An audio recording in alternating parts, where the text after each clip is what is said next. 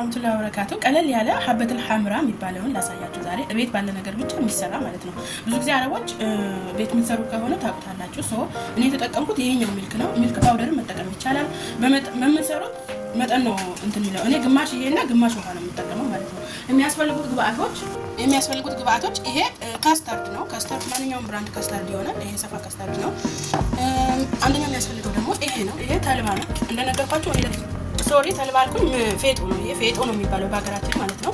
ሶ በምትሰሩት በፋሚሊ መጠን ብዛት መጠን ነው መስራት ያለባችሁ። እኔ ለትንሽ ሰው ነው የምሰራው። ፌጦ የሚባለው ይሄ ማለት ነው። ሶ እንትን ያስፈልጋል። ይሄ ማለት ሄል ነው። ይሄ የተፈጨ ሄል ነው።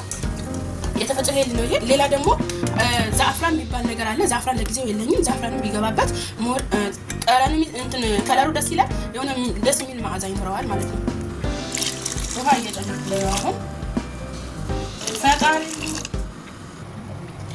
ይሄው በዚህ መልክ ተበጠብጡትና ይሄ ግን የመወፈር ባህሪ በጣም አለው። ሶ እንዳልኳችሁ በመጠናችሁ ፋሚሊ ከሆነ 3-4 ማንኪያ ወይ 4 ከግማሽ ሊበቃችሁ ይችላል። እኔ ግን ለትንሽ ሰው ስለሆነ 3 ማንኪያ ነው ያደረኩት ማለት ነው። እና ደግሞ ማይወርድ አሪፍ ነው። ልክ ይሄንን ካረጋችሁ በኋላ ከስር ካረጋችሁ በኋላ ይሄ ማይወርድ ታረጉልታላችሁ ማለት ነው። መጥናችሁ ይሄ እንደምታዩት የተዘፈዘፈ ነው። ምክንያቱም ቀድሞ ሲዘፈዘፍ መጠኑን ይጨምራል ማለት ነው።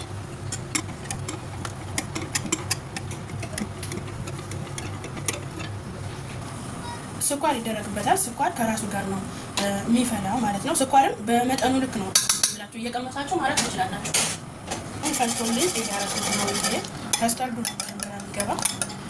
በነገራችን ላይ ይሄ በጣም ብዙ ጥቅሞች አሉት። ሴት ልጅ ስትወልድ ተጠጣችሁ ይሄ አሪፍ ነው። ለወተትም ለወገቧን ያለኛ ጋር ታጣላችሁ። ፌጦ መድኃኒት ነው። እነሱ ግን እንደ ባህል ነው የሚጠቀሙት አረቦች ማለት ነው። እና በብርድ ሰዓት አፍልተው ይጠጡታል። በአብዛኛው ግን የሚመጣው ሴት ልጅ በምትወልድ ሰዓት ነው ማለት ነው። እና ሌላም ደግሞ ወራዊ ነገር ሲመጣብን ብንጠቀመው ይመከራል ለማንኛውም ሰው ማለት ነው። በተለይ ለሴት ልጅ አያችሁ ይሄ እንዴት እንደሚወፍር በጣም ነው የሚወፍረው። ለዛ ነው ለክታችሁ አርጉ ያልኳችሁ ማለት ነው። ይሄ የተፈጨ ሄል ነው። ይሄው ግማሽ ማንኪያ ማለት ነው። ይሄ ደግሞ የሲኒ 1/3 ምናምን ማይዋድ። ይሄው ተልባው በዚህ መልኩ ይቅርታ ፌጦ ማለት ነው። ያው ታውቃላችሁ ተልባና ፌጦ ይመሳሰላል መሰለኝ ነው። ለኔ ብቻ ነው የሚመሳሰለው። ሶ ይበስላል። በራሱ ጊዜ እንደዚህ ስትመጡት ይወፍራል ማለት ነው። መጨረሻውን ደግሞ አሳያችኋለሁ።